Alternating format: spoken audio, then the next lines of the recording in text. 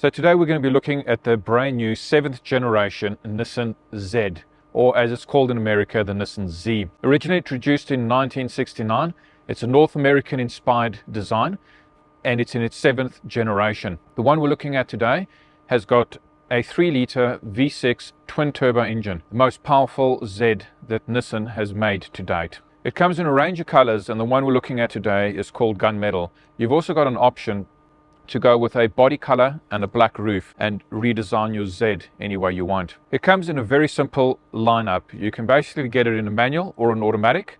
It's rear wheel drive. The manual is 6-speed, the automatic is 9-speed. And the manuals have what Nissan calls a carbon drive shaft. And there is also a limited edition called a Proto, which is the Greek word for first. The Proto comes with a few unique design cues. Primarily the alloy wheels get a bronze finish, and it also gets the hero color, which is yellow, although you can still get the yellow in this version of the car as well. The V6 engine produces 298 kilowatts and 475 Newton meters. It comes in a 2-seat configuration and all new unique styling. Looking at the front styling of the vehicle, it has drawn a lot of styling cues from previous generation Zs. One of my favorites is this solid line that runs through the middle and V-shapes the front styling, which then carries on down onto the front here and shapes the front splitter as well. That then spreads out into this V-shaped shield on the bonnet, which the styling cues of that run all the way up and line up with the roof. All the design lines on this vehicle have been very cleverly thought out, and they all flow into each other. Nothing has been left to chance. Looking at the front grille, it's got a very unique front grille with styling cues coming again from previous generation Z vehicles. And this design in the front grille also lines up with the rear taillights. Simple, elegant.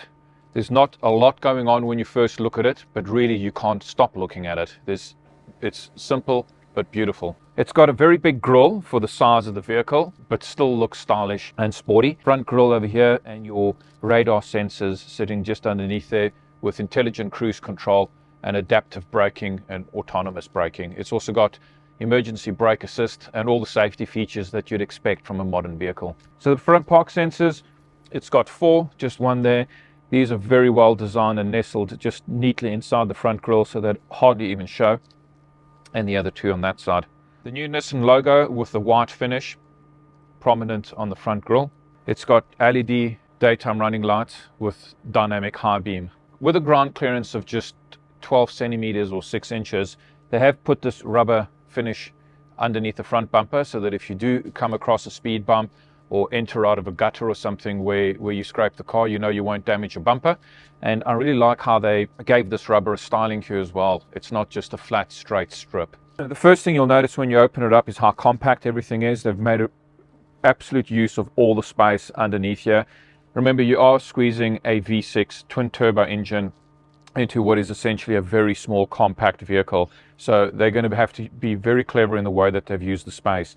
It seems to have 2 air filters, one on this side and one on that side. So 2 separate air intakes for the 2 banks of cylinders. And these would have also have to be specifically designed to fit the vehicle, as they're angled this way and that way, and you would definitely have a left and a right. It's got a supporting strut that runs along the center of the engine over here, and even the engine cover has had to be modified and designed specifically to fit underneath this stabilizing strut. A little bit further back over here, you've got your brake fluid, nicely hidden behind these very cleverly made little compartments. And in this little compartment is the battery with the positive and negative terminals. A lot of manufacturers don't put all the layers of paint underneath the bonnet, and it's really good to see that in this vehicle that they have. If you look underneath the car, it's got the same finish as you'd see everywhere else. So we've got ventilated front discs with a painted red caliper and yellow on the Proto. Proto also gets a bronze finished alloy, where this one has this gunmetal or dark grey metallic alloys. You've got 19 by 9.5 inch tires in the front and 19 by 10 inch tires at the back, so slightly wider at the back. Remember, it is rear wheel drive, so you've got the front ones doing the steering and the back ones doing the driving. Styling cues, I love this line. It kind of just seems to start from nowhere, from a completely flat front fender here, and kind of just materializes through there and then runs all the way through the door handle and then kind of disappears into this back rear wheel arch. So again, every line on this vehicle has been really well thought out and just very specifically positioned. You've also got this line that runs through the bottom of the door here, and again disappears into the front and rear fenders and just ties in very nicely to this side molded panel or finish at the bottom. Moving to the back quarter, you've got beautiful black, piano black finish that kind of complements and joins these two pieces of glass, but it is actually hiding a pillar in there. Fortunately, the vehicle does have blind spot detection, because when you're in it and you're driving, this really does block up your blind spots. The door handle, paying homage to its heritage and drawing from design cues of previous generation Zs. The Z badge just there, and this beautiful chrome strip that runs all the way across the top of the vehicle and finishes over there without breaking this styling line, so that it kind of makes the front A-pillar looks like it's floating backwards over the car. Your fuel cap, out of necessity because of all the different angles, is quite big, and it's got a lot of space here leading into your fuel intake. 98 RON fuel only, according to the brochure. On the side here, you got this reflector. It's a regulation requirement, so there has got to be a reflector coming up off the side of the vehicle, and they have put beautiful styling cues. There's a line running through it and a Z just there if you come up close and have a look. The simplicity and elegance of the styling of the Z continues through the back of the vehicle. I love how when you first look at it, it doesn't seem like there's a lot going on, but you can just stare at it and just start picking up all sorts of little details running through here, starting with this tiny little black spoiler over there with a high mounted light, finishing off with this slightly extended line that runs through here and kind of almost extends the rear window into the styling of the tailgate, and that comes and flips up into this tiny little rear spoiler that's just enough. The rear tail lights drawing styling cues from previous generation Z vehicles and just tying in very nicely with this beautiful piano black finish all the way through here, and tying it in with the other headlight, and just a little spotlight on the Nissan badge there, and very simple and elegant again, the Z badge sticking out all on its own there. Your rear view camera is also very stylishly designed and tucked away just over there. You got 4 rear park sensors that run through the vehicle, and you got very sporty styling cues in this rear diffuser over here with these slats that run through there and these perforated tailpipe tips. A quick shout out to Southern Vale's Nissan for giving us this car today to do this walkthrough. Just keeping with the way the car's been designed, the styling at the back here and the way it just folds in really nicely. You got almost like a 45-degree angle here that runs all the way down to the diffuser, coming up here and bringing the tail light into that same angle. So again, very simple angles running all the way through the car, but just give it that very solid presence and feel. So going into the boot switch is actually hidden underneath the Nissan badge sign just there, and the boot opens along this line there. So picking that up, the 2 gas struts there, and the first thing you're going to notice is the way that it's all neatly finished underneath here with the rubber sealing the back boot running all the way along there. Inside the vehicle, as you'd expect from a sports car, there's not a lot of space in here, but there's certainly enough space to be able to do all the basic things that you'd want to do with your vehicle. Inside here, there are tie-down points, 4 of them that run all the way through. There's a little cabin light mounted on this side shining in. You've got these 2 covers or moldings that run through here and have been very well designed to slot into the side molding over here, which will cover all the suspension elements of the vehicle. The rear mat can be removed, and once that carpet is removed, it exposes this cover, and then once that cover is removed, you can then access the run flat kit and the air compressor pump that the vehicle comes with. Looking at some of the designs that are available on the vehicle, first of all, these here are padded, and they're padded for a reason, so that because as you're driving this car, your knees are resting up against these, so they've actually padded them on purpose to be really comfortable for the knee. The styling over here, you can get this red finish that we've got on the one here today, and you can also get an all black finish, so that's an option and you can option it in. And the Proto comes in yellow finishes through here and is unique to the Proto. The handbrake has been kept on for left-hand drive position, so it's never really been moved over to the right-hand side, but it's still easy to access. The seats have what looks like a perforated finish, but it's not actually perforated. Personally, I prefer it because it does mean that dirt and stuff doesn't get to go through the perforation, makes it easy to clean and keep clean. The Z logo on the carpet there Looks very cool. Your glove box, and you've also got a 12-volt power point just there.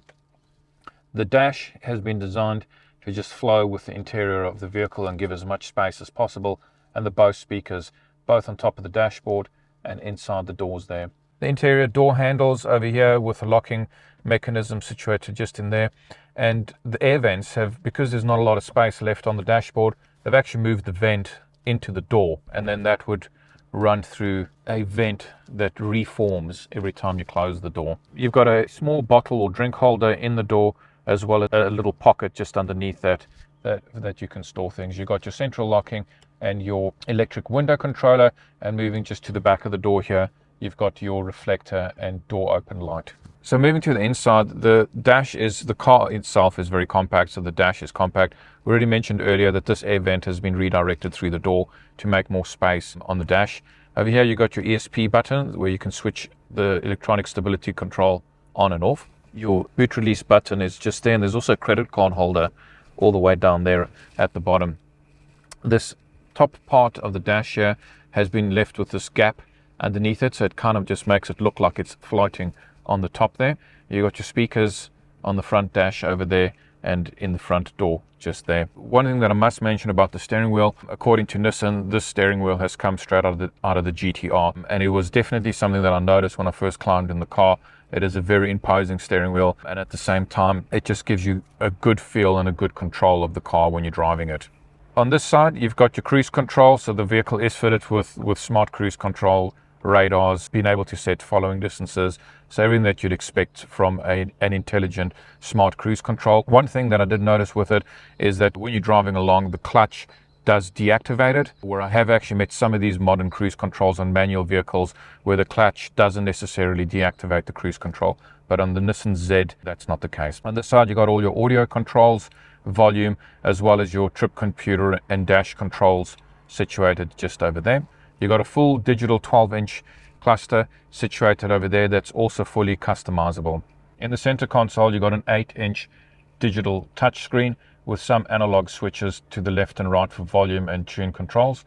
You've also got a range of buttons along the bottom, so that if you don't want to use the touchscreen, some of the things can be done using the old school analog buttons, as well as a phone button there, a camera button there, and an audio button just there. Just below that you got your aircon controls, again using more old school analog switches, which I personally like, and direction flow controllers there, temperature settings there, and your aircon fan speeds over there. It still has an automatic function, so you can still set it into auto and select the temperature and it will maintain that for you.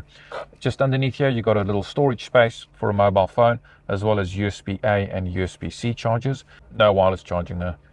You got your start stop button over there, and you've got your sport mode button over there. Your manual shifter, and the automatic comes with an electronic e-shifter. Over here you got your tailgate release switch, as well as your heated seat controllers for high and low heat. What looks like a single cup holder over here, but if you pop the armrest just there, there's another cup holder situated in there, as well as a small storage compartment and 12-volt power point inside the armrest. Mounted on the center console are these 3 analog switches, which is again a shout back to the heritage of the Z. You got your battery voltage indicator on the left. In the middle you got your turbo RPMs and your turbo boost in kilopascals, or pressure of the turbo boost, on the right. In the center here you've got the 2 middle air vents, which are situated just on top of the digital display and just underneath the analog switches. We've got an anti-dazzle rear view mirror over here, your passenger airbag lights and warning indicators situated at the top, the 2 different reading lights left and right, as well as a microphone that's situated just above there. You've got lit vanity mirrors on both sides, and a credit card, or just a little holding clip just there. So it's got one mode, which is sport mode. So you hold this button down and you see that little S come up there next to your gear selection indicator. One thing I've got to point out I absolutely love about this car, it is a manual, but as soon as I pop it into gear, it actually gives me a gear selection indicator on the dash, which is highly unusual for a manual, but really useful when you're driving the vehicle. A long press on the switch switches off sport mode, and you see that little S disappears over there. Now the full digital display has got different settings, so if you press this down, and you can go to change display view, and you can go to, you've got 3 different view modes. At the moment we're in normal. You can go to sport. As soon as you go into sport, it changes the dash, gives a prominent display here in the center for your rev counter, your engine oil temperature, water temperature, diff oil temperature, and engine oil pressure gauges. So it gives you all 4 of those gauges. It keeps your gear selector in the top left hand corner there, which again allows you to go through the gears. Now the gears do also have what Nissan calls synchro rev matching. So what I understand from that is that the synchros inside the gearbox have got a rev matching capability, so it makes the gear changing a lot smoother, especially when gearing down. Stick into sport mode. At the top right hand corner you get your speedometer over there, as well as your speed sign recognition and your tire pressure system over there, which only appears while driving.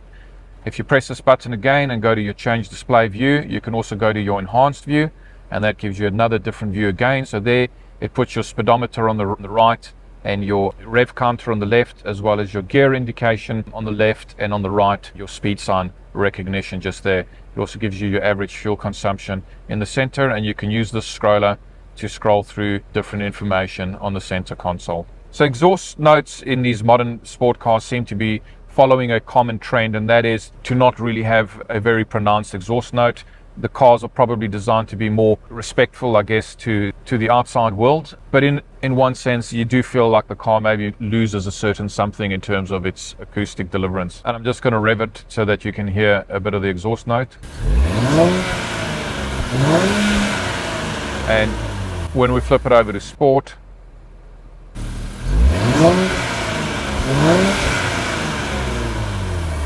no change.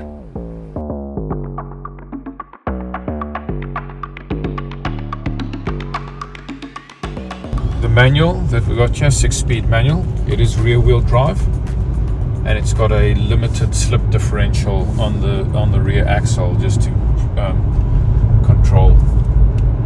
What a limited slip diff does, a differential actually allows the drive force to follow the path of least resistance. So it will always follow the wheel that has the least resistance. And essentially what that does is it means that you can end up losing a lot of your power, because your power will always go where you've got no traction. So the limited slip diff actually limits the differential from distributing the power to the wheel of least resistance, and thereby giving you better traction and better road holding and better power to the ground, or power to the road. At 6 foot, I've climbed into the car really comfortably, and it can still go further back. So it's got a lot of space, really comfortable. The sports seats hug you really well, and you just really feel like you're in control of the car. I love the steering wheel. It's a GTR inspired steering wheel apparently, and I can see why. It's got good grip, it's thick, and it's actually quite big. That's the first thing you kind of notice when you get in. Looking at the gauges, I mean the battery gauge is just showing you a set voltage. At this stage I'm at 14 volts, so that I know that the battery's healthy and properly charged. And then you've got your pressure gauges and turbo speed gauges. So the center one is the speed that the turbo is moving at, and the other one is the pressure. The power is a lot, so 298 kilowatts.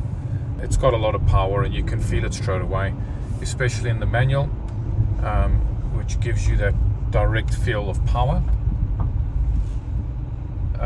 It's also fitted for the first time in a Z with launch control. So in the manual and the automatic, you get launch control. It's got a lot of power. It's really responsive, very nippy around corners, has a very solid feel, low center of gravity.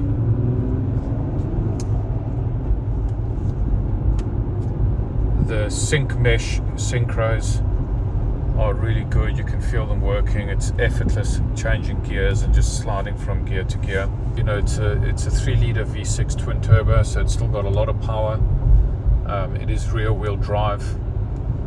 Nissan calls it a carbon drive shaft, so I can only imagine or understand from that the main drive shaft on the manual is made from carbon rather than just steel, which would make it a lot stronger and a lot lighter. One of the things I picked up from the brochure is that the Newton meters are given at 450 from 1600 to 4500 RPM, which means, or implies rather, that you're getting a lot of the torque real early from 1600 RPMs, which makes the car really responsive even at low speeds and low RPMs. In terms of the red styling, I would probably choose the red styling. I think that if you go black, that it just might be too much black. I like the way that it breaks up the cabin. For some people it might be too much red. They probably could have done a little bit less, but I like it. Personally, I like it, and I'd love to see the Proto with the yellow finish. I think that would look really good as well. And it's interesting in the sport mode how it's put the rev counter front and center rather than the speedometer, so that you can really just see what RPMs you're at in each gear.